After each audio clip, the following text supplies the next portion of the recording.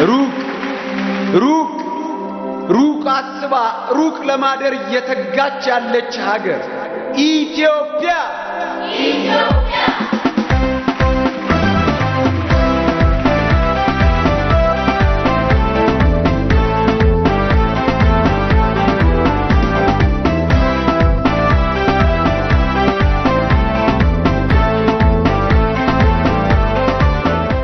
የሌባ ወሬ አያልቅም። ስለዚህ ከማስታወሻዎች መካከል ለዛሬ ስለ ግንቦት 20 እናውራ።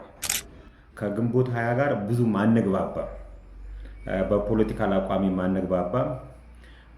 በተለይ ካቢኔዎቹ ግንቦት 20 ላይ የሚያደርጉትን ተግዳሮቶች እያየው ግንቦት 20ን እንድጠላው አድርገውኛል። በዛ ላይ ሰበብ እየፈለኩበት ፖለቲካል አቋሚም ከግንቦት 20 ጋር እንዳይግባባ ሰርቼዋለሁ። ከዕለታት በአንድ ግንቦት 20 ቀን 21 ይመስለኛል፣ ግንቦት 21 ይመስለኛል ኮንፈረንሱ የተደረገው። የኛ መስሪያ ቤት የኢትዮጵያ መንገዶች ኮንስትራክሽን ኮርፖሬሽን፣ የኢትዮጵያ መንገዶች ፈንድ፣ የቀድሞ የኢትዮጵያ መንገዶች ባለስልጣን፣ የአሁኑ የኢትዮጵያ መንገዶች አስተዳደር ሰራተኞች ተሰብስበናል። ስለ ግንቦት 20 ፍሬዎች ሊነገረን ማለት ነው። እንግዲህ ያን ጊዜ እነዚህ መስሪያ ቤቶች የሚተዳደሩት የመንግስት የልማት ድርጅቶች ባላደራ ቦርድ እና የተለያዩ መስሪያ ቤቶች ናቸው የሚያስተዳድሯቸው። ስለዚህ ባለስልጣናት ይመጣሉ፣ ስለ ግንቦት 20 ፍሬዎች የሚነግሩን ባለስልጣናት። በዚህ ምክንያት ግንቦት 20 ላይ እዩዋቸው እስቲ፣ የቅርብ አለቃዎቻቸው እንዴት ጭራቸውን እንዴት እንደሚቆሉ እዩዋቸውና የእኛም አለቆች እንደዛ ነበር የሆኑት፣ መታያ ቀናቸው ስለሆነ አቀማመጣቸው እንደዚህ ኃላፊዎቹ ፊት ለፊት ቁጭ ብለዋል። ከኋላ ቡድን መሪዎች አሉ። ከዛም በኋላ የተለያዩ የፕሮጀክት ስራ አስኪያጆች ምናምን አሉ። ተራው ሰራተኛ ከኋላ ነው ያለው። የተሰበሰብንበት አዳራሽ የኢትዮጵያ መንገዶች ባለስልጣን አዳራሽ ውስጥ ነውና መስታወት አለ። መስታወቱ መጋረጃ አለው። መጋረጃው ግን ተሰብስቦ ቁጭ ብሏል። መስኮቶቹ ከፈት ተደርገዋል። ከወደዛ በኩል ምግብ ይበስላል። እውነት ለመናገር ርቦናል። ብዙ ሰራተኛ ርቦታልና ሽታው በመስኮት በኩል ይገባ ነበርና ሰራተኛው አቴንሽኑ ምንድን ነበረ? ይሄንን እንትን ከጨረሳችሁ ምግብ ትበላላችሁ ነው። በቃ ከዚህ ይዘት ውጪ ያለው ነገር አንዲት ቁም ነገር አላገኘሁበትም እኔ በበኩሌ። እና ሰራተኛን እያስራቡ እንዲያዳምጥ የማድረግ ዘዴ ነውና አንዷ መታ በቃ መጋረጃውን እንዲያርጋ እንትናችን አናጠፈችን። በመጨረሻ እየባሰብኝ መጣ። እየባሰብን ሲመጣ እጄን አውጥቼ የሆነ ጥያቄ ጠየቅኩት። ስጠይቀው ሰራተኛው ብድግ ብሎ ነበረ ያጨበጨበውና ሊያስበላኝ እንደሆነ ይገባኛል። ራሳቸው አይናገሩ፣ ብሶታቸውን ያለባቸውን ችግር አይናገሩ። ከዛም በኋላ ሰው ሲናገርላቸው ክፉ ደጉንም ከኔ ጋር ይግባባሉ፣ የተናገረው ነገር አይሉ። ብቻ ስሜታዊ የሆነ እንትን ካልክ ማጨብጨብ ነው ስራቸውና መሐመድ የሚባል ጓደኛ አለኝ። ካቢኔ አይወድም፣ እንደኔ ነው። ካቢኔ አይወድም። ካቢኔ ጭንቅላት የለውም ይላል። አይን፣ ጆሮ፣ አፍንጫ ምናምን የለውም፣ ሆድ ብቻ ነው ያለው የሚል ሰው ነውና እሱም ተቀበለና ሌላ ነገር በቃ ስብሰባው ተበጠበጠ። በእርግጥ ኮንፈረንሱ ሊደረግ የነበረው ከሰዓትም ከጠዋትም ነበር። በዚህ በእኔና እሱ ምክንያት ስብሰባው ተበጠበጠና ምግባችሁ በልታችሁ ወደ ስራ ተባለ። ግንቦት 21 ቀን ነው። ከዛን ወደ ስራ ተባል። እኔና እሱ ምግባችንን በልተን የስራ ነው ቀጥታ ወደ ፖስታ ቤት ወረድን። የኢትዮጵያ መንገዶች ባለስልጣን ሜክሲኮ ነው ያለው። ከሜክሲኮ ቀጥታ ወደ ፖስታ ቤት ፖስታ መጥቶልኛል ብሎ ሄዶ ፖስታ ቤት ፖስታ ሳይመጣ 2 ፖስታዎች ይዞ መጣ። አንደኛው ፖስታ ውስጥ $1 አለ። ግን የተላከለት እሱ እንደማንኛቸውም ሰው ፖስታ ነው እንጂ ሰዎቹንም ጠይቋቸዋል። የላኩለትን ሰዎች እኛ አይደለንም ብለውታል። ስለዚህ ምን እናርገው? ብር የለንም። በዛ ላይ ከነዚህ ሰዎች ጋር ተባልተናል። ወደ ቢሮ የምንመለስበት አግባብ አይኖርም። ስለዚህ $100 መንዝረውና ደሞዝ ሲደርስ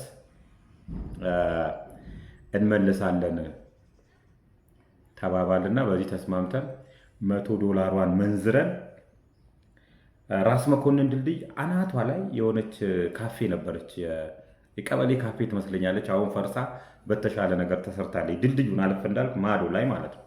እዛ ቁጭ ብለን የሚገዛዘውን ነገር ገዛዝተን ቀልባችንን ሰብሰብ አድርገን ቁጭ እንዳለን ተደወለ ከፖስታ ቤት። እንደዚህ አይነት ፖስታ ውስጥ ወስደሃለሁ ሲሉት ወስጃለሁ፣ ነገር ግን $100 አጥፍቻለሁና እመልሳለሁ አላቸው። ና አሉት። አልሄደም። እዛው ፒያሳ አካባቢ ሰራተኛ ሰፈር ዶሮ ማነቂያ ሽኮሎሌ ስንል አደርንና ጠዋት እሱ በጠዋት ስራ ገባ። ስራ ሲገባ ጠዋት የፌዴራል ፖሊስ አባላት ይዘውት ወደ እስር ቤት ማለት ነው። ሰራተኛው የሚያስበው እሱን ሲወስዱት በግንቦት 21 ቀን ባረግነው ረብሻ ምክንያት የተያዘ ነው የሚመስላቸው ሰራተኞች። ግን እሱ የተያዘበት በፖስታ ቤቱ ዶላር ምክንያት ነው የተያዘው።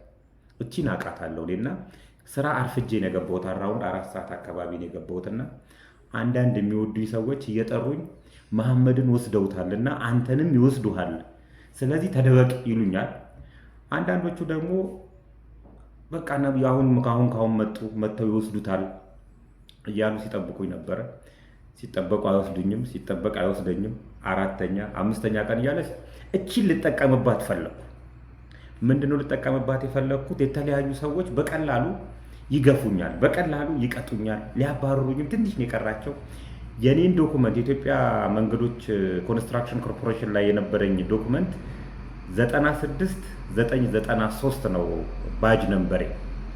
እቺ ባጅ ነምበር ላይ ያለ ዶኩመንት ብታዩ የክስ ማዕት። የሌላዎቹ ሰራተኞች በእንትን ነው የሚታወቀው በቁጥር። ለምሳሌ የኔ 96993 ነው ባጅ ነምበሬ። ስለዚህ ዶክመንቴሽን ክፍል ሄደ 96993 ላለ። ነገር ግን ከሁሉም ሰራተኞች መካከል የኔ ወፍራሙ ነው ያስታውቃል። ቁጥር የማያስፈልገው ቢኮዝ የተለያዩ ክሶች አሉ። የተለያዩ አይነት ብነግራችሁ አንድ ክስ ጅማ ላይ እንትን ቼን ሎደር እንዲሸጥ ለዋና ሄድ ኦፊስ አስተላልፋል። ካስተላለፈና ሄድ ኦፊስ ኦልሬዲ ፕሮሰስ ውስጥ ከገባ በኋላ ቼኑን አውጥተው ሌላ አዲስ ቼን ቀየሩለት። አዲስ ቼኑ ስንት ነው? አራውንድ 800,000 ብር ነው። 800,000 ብር ነው። ሰውየው የአዲግራት ሰው ነው። ይሄንን ቼን ሎደር ተጫርቶ በ420,000 ብር ገዛው። ይሄን ወሬ እኔ ሰማሁና ወደዛ ለስራ ሄጄ ነበርና አስወልቄው አሮጌውን እንዲያረጉ አረኳቸው። እዛ አካባቢ ያሉ የጥገና ሰዎችን።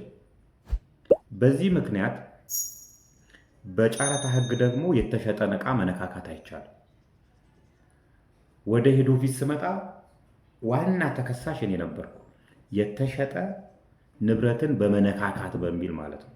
ይሄንን ስታዩት ከየት ይመዘዛል መሰላችሁ? አሁን ከዛው ከዲስትሪክቱ ከጅማ ተነስቶ እስከ ሄድ ኦፊስ ድረስ ያሉ ሰዎች በዚህ ሌብነት ውስጥ እንዳላቸው ንክኪ እንዳላቸው ያስታውቃል። ነገር ግን ሊቀጡኝ አልቻሉ። ምክንያቱም ያን ቼን በግዳጃቸው እንዲቀይሩ አድርጌያለሁ። ወንጀልም ነው። በእርግጥ መነካካት የለብኝም ነበር፣ ግን በግዳጅ አስደርጊያቸው። እንደዚህ ያሉ ክሶች አገር ነበረ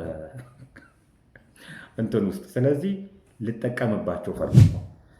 ምን አልኳቸው? አንዳንድ ወሬኛ ሰራተኞች አሉና በተለይ ሬዲዮ ክፍል አካባቢ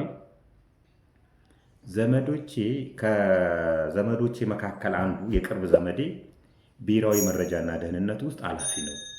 ስለዚህ ማንም ሰው እኔ ሊነካኝ አይችልም የሚል ወሬ ቱልቱላ ነዛው ማለት ነው። እዛ ግቢ ውስጥ ሜክሲኮ ከኬኬር ህንጻ ፊት ለፊት ነበር እንትናቸው። እቺ ወሬ ተነዛች ግቢ ውስጥ በጠቅላላ እሱ እንደዚህ ያለው ማንም አይነካው የሚል ወሬ ተነዛ።